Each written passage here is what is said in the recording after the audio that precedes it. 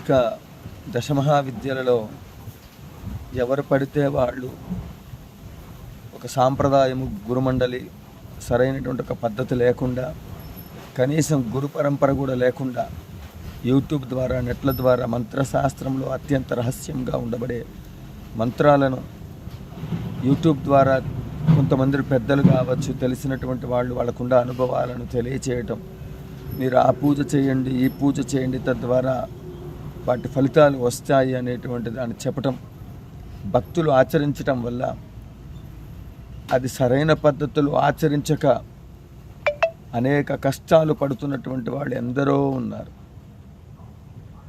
ఉన్న సమస్యలు పోయి కొత్తగా సమస్యలు వచ్చి చివరికి రోడ్డు పాలైన వాళ్ళు ఉన్నారు.